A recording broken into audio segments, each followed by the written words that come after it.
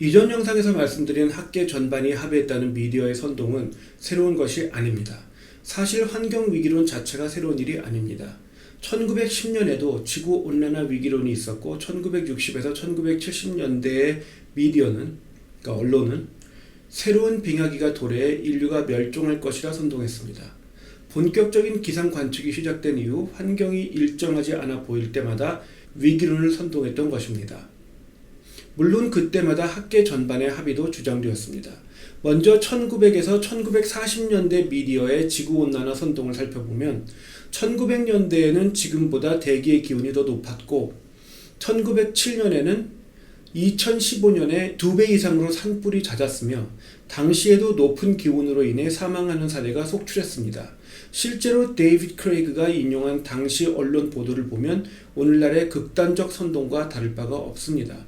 1911년 독일, 영국, 프랑스, 미국에서 폭염으로 인해 수천 명이 사망하는 등 재앙이 잇따랐고 스위스 지역 100개의 빙하 중 81개가 녹은 후 15개만 복구된 것으로 관측되었습니다. 그러자 1922년 미 상공부가 US Department of Commerce가 극지방의 해수 온도가 상승해 빙하가 축소되고 있다 보고했습니다.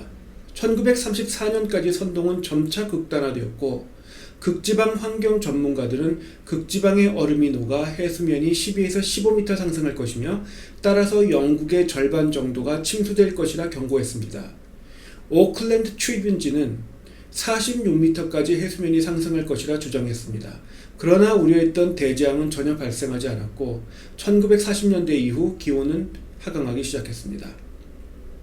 1960년대와 1970년대에는 산업화라는 오늘날의 지구온난화가 주장하는 것과 동일한 이유로 새로운 빙하기를 우려했습니다. 산업화로 인해 오늘날 주장되는 탄소 대신 당시에는 먼지가 과하게 배출되어 태양빛을 가리는 것이 새로운 빙하기가 도래하는 원인이라 지목했습니다. 오늘날 과학자들이 지구온난화 현상에 대해 과학적 합의를 이루었다 주장하는 것처럼 뉴욕타임즈가 1961년에는 지구 한랭화에 대해 과학자들이 만장일치를 이루었다 보도했습니다. 인간이 지구 대기의 한랭화와 온난화를 모두 발생시켰다는 주장 자체가 자기모순이죠. 그에 더해 추워지니까 옷을 잘 껴입으라 했던 정도가 아니었습니다.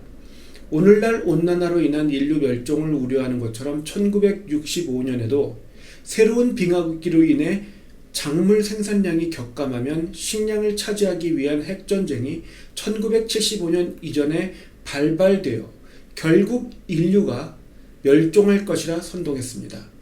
역시 이 당시의 미디어 선동에 대해서도 데이비드 크레이그는 방대한 양의 증거 자료를 제시하고 있습니다.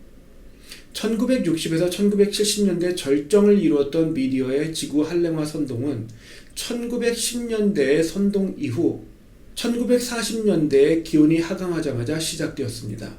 마치 하나의 선동 주제가 더 이상 먹히지 않으면 반성하는 것이 아니라 다른 선동 주제로 갈아타는 것과 같은 패턴입니다. 그럼 여기서 데이비드 크레이그가 말하는 환경 관련 데이터 조작 예를 몇 가지 보여드리겠습니다. 데이터 조작은 수집된 자료를 있는 그대로 공개하지 않고 일반의 이해를 돕는다는 목적에서 가공하는 과정에서 주로 발생합니다. 첫 데이터는 1920에서 2020년 사이 관측된 기온에 관한 것입니다. 가장 왼쪽의 첫 번째 차트는 미 국립해양대기청 노아에서 수집한 자료를 보여줍니다. 순환주기가 있지만 기온이 점진적으로 하강하고 있다는 것을 보여주고 있습니다. 그런데 일반에 공개된 가운데 두 번째 차트에서는 정반대의 패턴, 그러니까 기온이 되려 점진적으로 상승하는 패턴을 보여줍니다.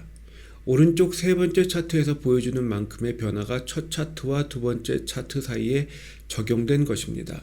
그런데 이렇게 되면 1921년과 1934년에 이미 보여드린 것처럼 수천 명의 사람들이 죽어간 폭염이 2000년대의 폭염보다 덜 더웠다는 상식적으로 이해하기 어려운 패턴이 도출됩니다.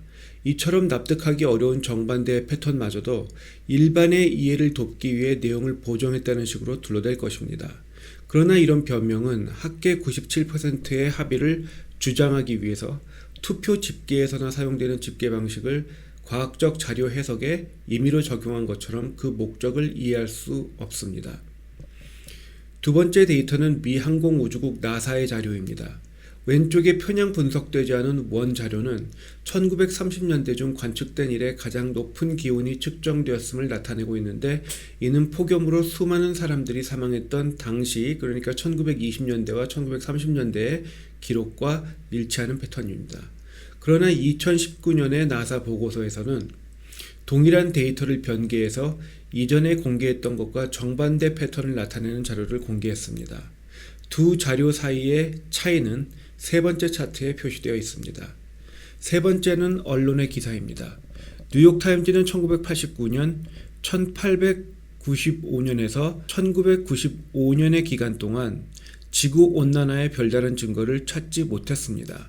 그러나 1986년의 이브닝 타임즈는 1958년에서 1985년 중 1, 2도의 기온 상승이 있었으며 35도에 육박했던 미국 동부 도시의 기온이 2040년에는 80도에 육박할 것이라고 보도했습니다. 물론 여러 언론이 동일한 내용을 전해야만 한다는 것은 아닙니다. 그러나 서로 다른 기사를 보도할 때 언론 전반이 같은 목소리를 내고 있다 보기는 어렵습니다. 그러니까 주장한 것처럼 학계 전반이 같은 소리를 내고 있지 않다는 거죠. 그리고 뉴욕타임즈 또한 1940에서 1990년 사이에 이미 보여드렸던 것처럼 지구 한랭화를 주장했으니 동일한 언론마저 환경에 대해서 일관적인 목소리를 내지 않고 있었음을 알 수 있습니다. 물론 과거의 경험을 기반 삼아 21세기에는 모든 언론이 동일한 목소리를 내도록 각별히 주의하겠죠. 마지막은 소위 하키스틱이라 불리는 데이터입니다. 서기 1000년에서 1400년까지의 기간은 중세온난기라 불리는 반면 1400년에서 1900년의 기간은 소빙하기라 불립니다. 현재의 온난화는 중세온난기에 비해 보다 한랭한 정도에 그치고 있습니다.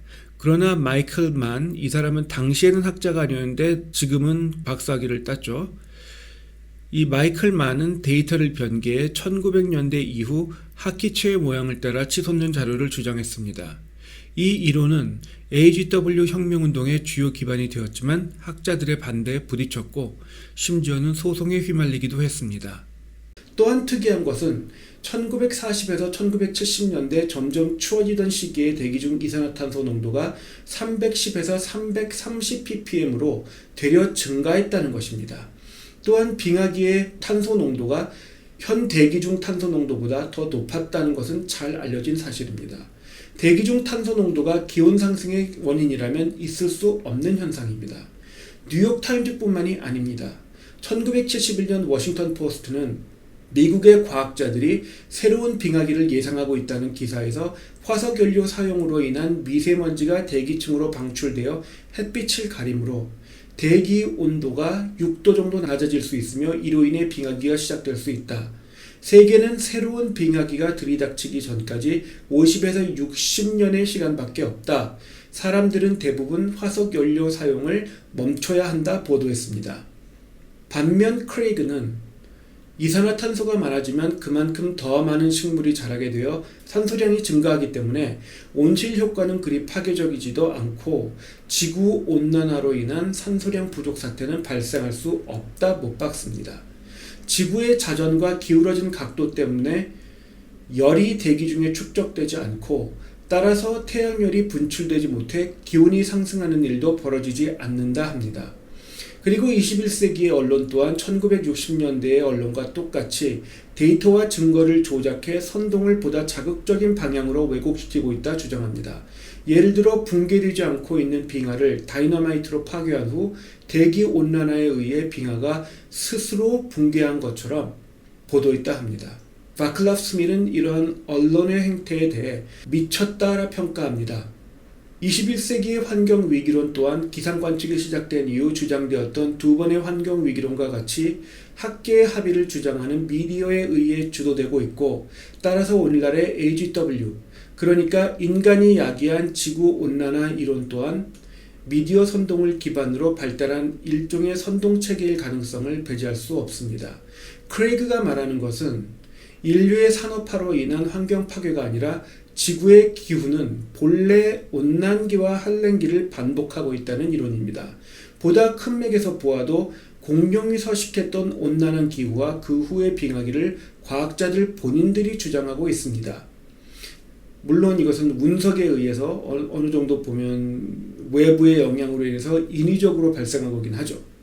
자연계에서는 언제나 일정한 것보다 끊임없이 순환되고 변화하는 예를 흔히 찾아볼 수 있습니다. 환경의 대부분을 차지하는 대기와 해류 또한 마찬가지로 순환합니다. 이러한 관점에서 볼 때 지구의 대기가 60년 정도를 주기로 순환한다는 이론은 충분히 납득 가능합니다. 60년인지는 좀 더 조사해 봐야겠죠? 되려 이해하기 어려운 것은 지구의 환경과 대기가 의외로 일정했을 것이라는 믿음입니다. 일전에 천체학을 다뤘을 때에도 하나님의 존재와 창조를 거부하기 위해 우주는 언제나 지금과 같은 형태로 일정하게 존재했다 믿고자 하는 과학자들이 많다 말씀드렸습니다. 어디까지나 증명한 게 아니라 믿는 것입니다. 그 사람들이 추정하고 믿는 겁니다. 그러나 가장 강력한 이론인 빅뱅 이론 또는 팽창 우주론은 우주가 특정 시점 이후 존재하기 시작해 항상 변화하고 있으며 종국에는 종말을 맞이할 것임을 분명히 선언하고 있습니다.